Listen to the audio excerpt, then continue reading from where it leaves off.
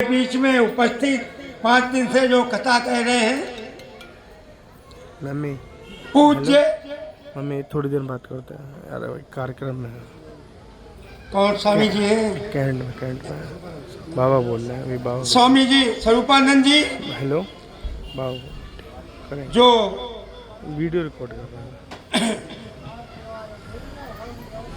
5 दिन से कथा सुना रहे। दूसरे सहायक स्वामी अरुणानंद जी, आप बालामऊ से, आप श्रावस्ती से आए। हम लोगों को बहुत महत्वपूर्ण बुद्ध जी के बारे में बताया। आपने डॉक्टर भीमराव अंबेडकर के विषय में भी चर्चा की। हम सभी लोग जानते हैं, लोग उसी की पूजा करते हैं, मरने के बाद याद करते हैं जिसने समाज के लिए, देश के लिए कुछ किया हो।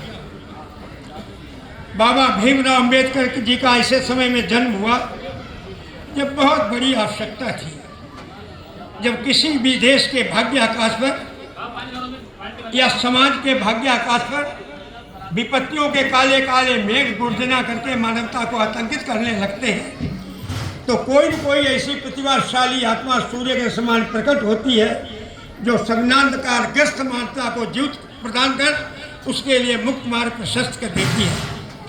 हम उसी को पूजते हैं, श्रद्धा सुमन चढ़ाते हैं, जिन्होंने हमारे जीवन के अमृत प्रवाह को प्रवाहित करने में अपना योगदान दिया, जिन्होंने हमारे विस्मृताओं के चित्र को अवलोक कर अपना मुखन मोड़ लिया हो, जिसने हमारे आंसुओं की लड़ी में अपनी जीवन की मुस्कुराहट के मोती पिरो दिया हो, जिसने हमारे कुमलाए हुए कपोलों की मुरझाहट को सद्भावना का सुखद शीतल समीर प्रदान कर दिया हो, ऐसे महापुरुष की हम आज पूजा करते हैं, उनको श्रद्धासुमन अर्पित करते हैं।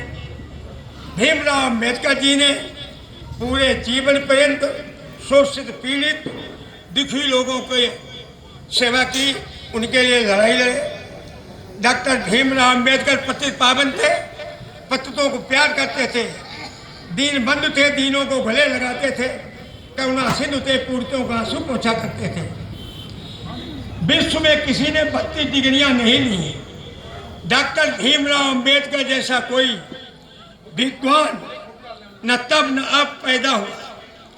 उनकी क्षति पूर्ति न हम तब कर सके न आज करने की स्थिति में। डॉक्टर भीमराव अंबेडकर ने कहा कि हमको पहले शिक्षित होना चाहिए, फिर संगठित होना चाहिए, फिर संघर्ष करना चाहिए। शिक्षा स्वाभिमान की जननी है। शिक्षा के बगैर कोई व्यक्ति आगे नहीं बढ़ सकता है। डॉक्टर भीमराव अंबेडकर ने शोषित पीड़ितों की पूरे जीवन पर लड़ाई लड़ी। इतनी डिग्रियां प्राप्त करने के बाद भी, एमए जब पीएचडी करने के बाद भी बड़ौदा स्टेट के रक्षा सचिव बने, सामाजिक बहिष्कार के कारण इस्तीफा दे दिया। फिर इकोनॉमिक्स कॉलेज में, डिग्री कॉलेज में प्रोफेसर बने, लॉ कॉलेज के प्रोफेसर बने, लॉ कॉलेज के प्रिंसिपल बने, लेकिन त्याग पत्र दे दिया।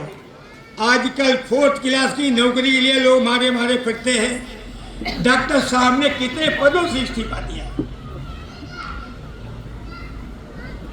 दुनिया, पूरे भारत के लोग महात्मा गांधी जी के सामने झुकते थे बगैर तर्क वितर्क के।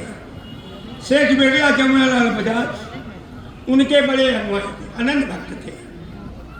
आचार्य कृपलानी, जयप्रकाश जी जैसे अनुयायी, सरदार पटेल जैसे कर्मयोगी, पंडित नेहरू जैसे क्रांतिकारी, डॉक्टर राजेंद्र प्रसाद जैसे साधु पुरुष, राजा जी जैसे कूटनीतिज्ञ, मौलाना आजाद जैसे विद्वान, विनोबा भावे जैसे धार्मिक धुरंधर, मोतीलाल नेहरू जैसे नास्तिक, सभी बगैर तर्क वितर्क के गांधी जी के सामने झुकते थे। परंतु गांधी जी को डॉक्टर भीमराव अंबेडकर के सामने झुकना पड़ा। जब पूना पेट हुआ 1932 में जब पूना पैक्ट हुआ, जब हरिजनों के लिए लंदन में 3 बार जा करके राउंड टेबल कॉन्फ्रेंस में 30, 31, 32 में उन्होंने पैरवी की कि इनको विधानसभा लोकसभा में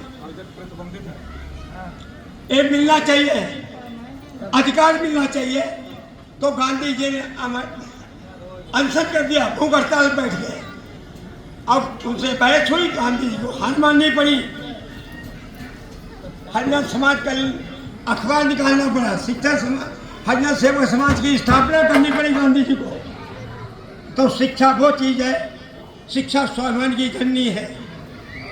जो बालक कक्षा में सबसे बाद में जाता था, अब सबसे पहले बस्ता लेकर निकलता था, नल का पानी नहीं पी सकता था, फट्टे बैठ नहीं सकता था, फर्स्ट क्लास में चल नहीं सकता था, छप्पर नीचे गधा खड़ा हो सकता था, लेकिन डॉक्टर भीमराव अम्बेडकर नहीं खड़े हो सकते थे। उसी व्यक्ति ने भारत का संविधान लिखा। उसी संविधान की बदौलत हम आज सीना तान करके डिप्टी कलेक्टरी की नौकरी करते हैं। जिन माताओं बहनों ने कमर में बच्चे को बांध करके नौनी की खेतों में काम किया, उन्हीं के बच्चे आज कलेक्टर एसपी हैं। किसकी बदौलत? डॉक्टर भीमराव अम्बेडकर के बदौलत। मैं भीमराव अम्बेडकर को कोई अपना कुछ भी समझता हो, मैं उनको भगवान मानता हूँ। मेरे घर में कभी आकर के देख लो, भगवान बुद्ध और भीमराव अम्बेडकर जी के एक साथ में मूर्ति हमारे घर पे रखी, मैं उनकी रोज पूजा करता हूँ। मैं भगवान राम कृष्ण से भी ज्यादा महत्वपूर्ण समझता हूँ। अगर अनुच्छेद 15, 16 और 40 की उन्होंने न लिखा होता तो पिछले वर्ग को IPS, IAS की नौकरी में आरक्षण 27% नहीं मिलता। डॉक्टर भीमराव अम्बेडकर के सपनों को पूरा करने के लिए हमारी आप सबकी जिम्मेदारी है। जो व्यक्ति आंसू बहाता है वो ठोकरें खाता है, जो पसीना बहाता है वो रोटी खाता है, जो रक्त बहाता है वो सिंहासन पाता है। अस्ताकुल्ला रोशन भीम पंडित राम प्रसाद बिस्मिल को आज कोई राष्ट्रपति, कोई प्रधानमंत्री बने, कोई कलेक्टर बने, सब मल अर्पण करते, पूजा करते हैं, क्योंकि उन्होंने अपनी सोने रक्त की धारों से गुलामी के काले काले धब्बों को धोया और राजधानी दिल्ली के ललाट को विभूषित किया, इसलिए उनकी पूजा होती है। हम लोग सोच लो, अभी 3 दिन पहले की बात, हरियाणा में IPS के साथ जो व्यवहार हुआ असहनीय है।